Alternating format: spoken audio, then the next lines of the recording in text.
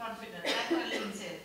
And what we shared a while ago, we need to put ourselves up there to be seen and heard. Vision and are able to take on a wider responsibility, therefore, as leaders.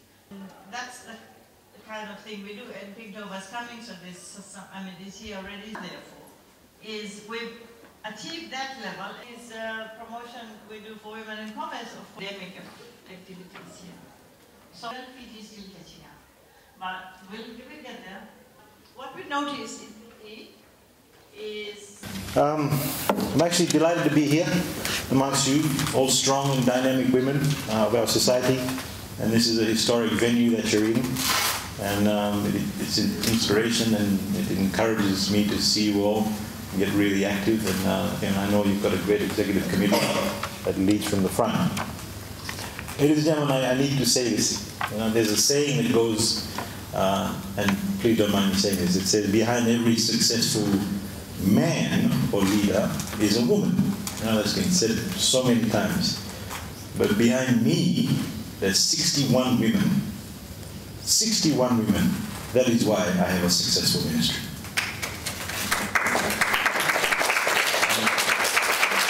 This is not the first place I have said it. I've said it publicly just lately at the TOPEX conference. The success of my ministry is because I have 61 women. I'm not afraid to say that. I apologize to the men. It's not that you don't do the work, but that's one of the reasons why. A year in office, and I actually realized that. So, women's leadership, ladies, and their valuable contribution to our economic growth and sustainable development is widely recognized.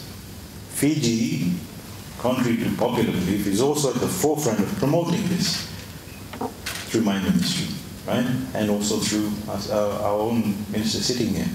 And their participation in national development and ensures compliance with these national and international obligations. As I said earlier, there's 61 women in my ministry. And this is another thing. 78% of them are senior management. So I'm very proud of that. 78%. That is a high number. And when you talk about stats, please, I really don't mind you saying that in public. It's 78% of them are senior management. And I'm very proud of the fact that my ministry has more women, right? And they are committed workers. Committed, and they're willing to put in the extra effort. And I'm not putting the men down at all. It's just the makeup. If I ask them to work till 2 o'clock in the morning, they don't complain. They have children, they have husbands, but they do not complain. And these are civil servants. I'm sorry, civil servants in here, but these are civil servants. They work till 2 o'clock in the morning. I have seen this in my ministry. I've also seen this in the Attorney General's ministry. Most of his staff, all his crucial staff, are all women. There's a reason behind it, but it must be realized.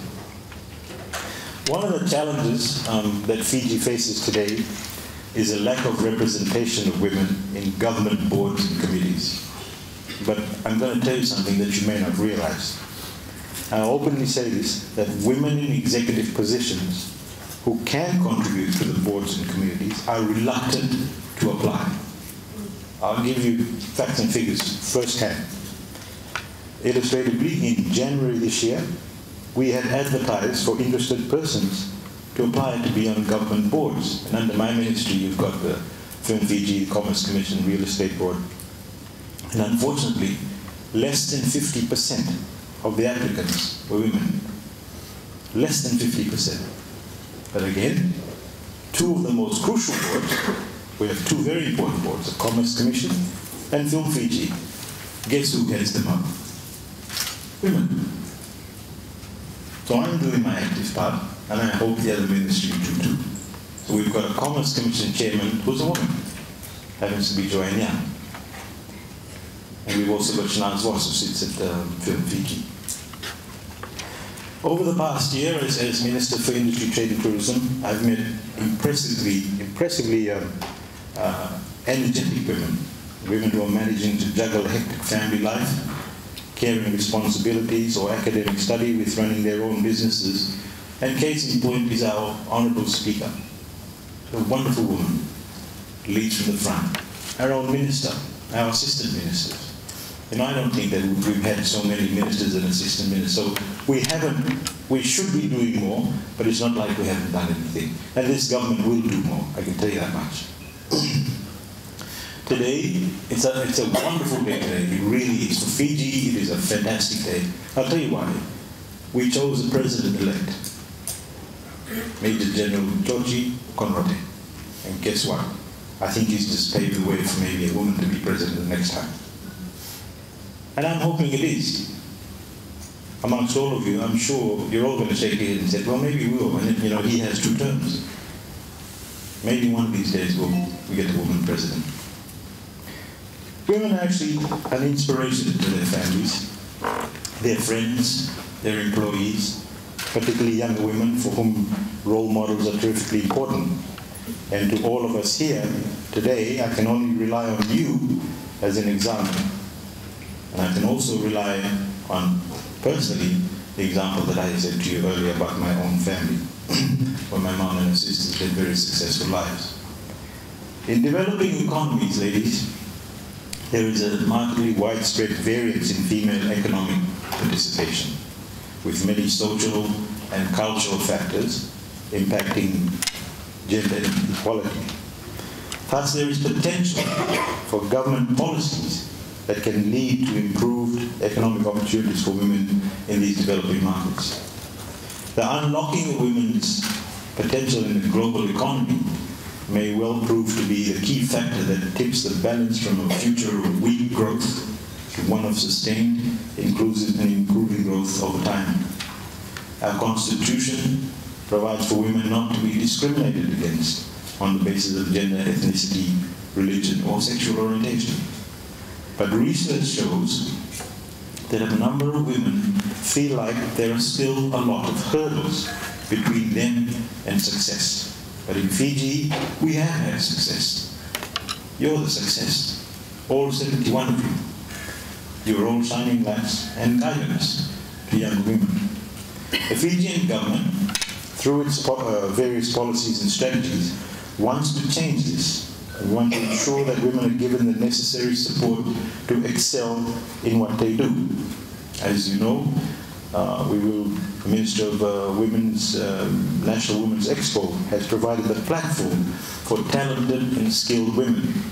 This expo gives them the opportunity to showcase their skills and also link them to markets. We made a contribution today towards that, the sum of $15,000 from my ministry to the Ministry of Women in order to help them. Today, through our Fijian Made by Fijian campaign, we have become one of the sponsors for it. And this is a very important initiative.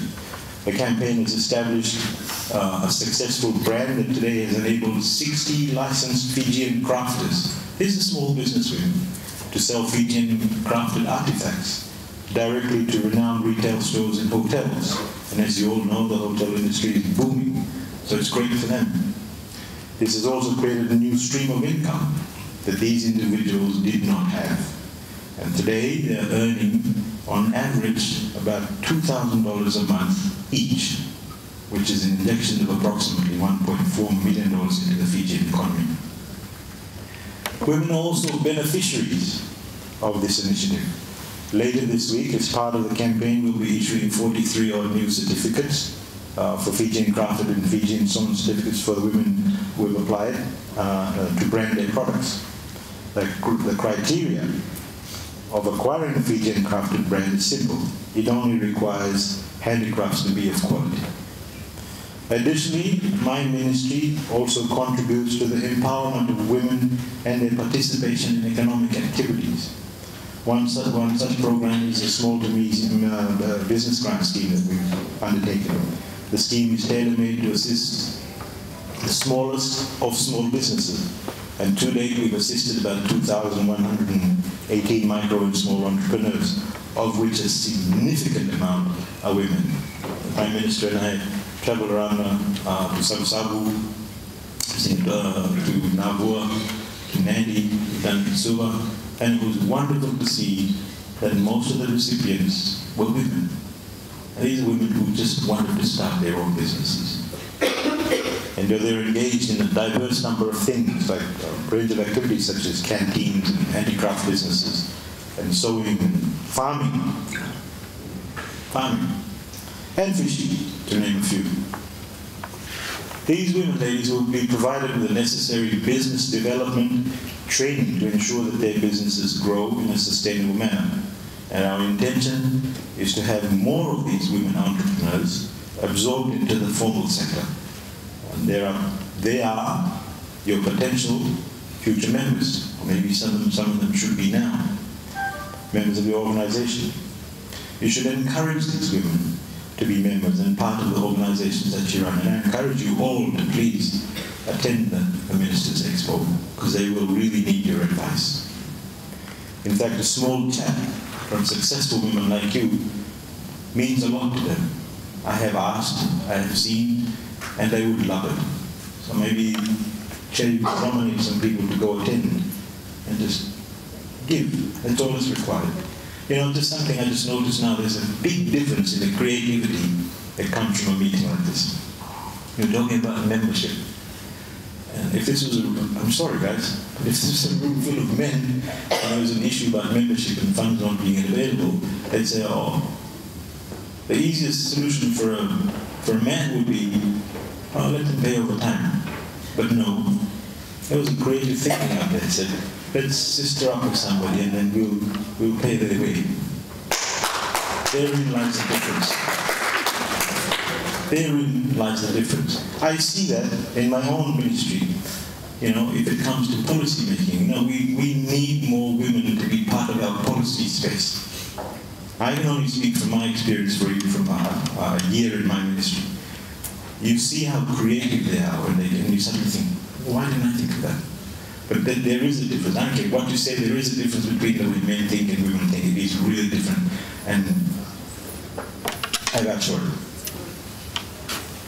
Ladies, you're part of a visionary organization which gives you strategies and techniques to help you find a voice of authority and speak with confidence and help develop you and put you onto a solid foundation that you can apply to all aspects of your life, family, home, and the workplace, and even on a board. I understand that Women in Business is about enabling women to reach their full potential and participate in economic, social, cultural, and political capacities. Women's equal participation in high-level decision-making roles is an important and visible form of participation. And as I said earlier, we really need more of you on our policy space. We really do. As I conclude, ladies, I'm not going to speak for too long.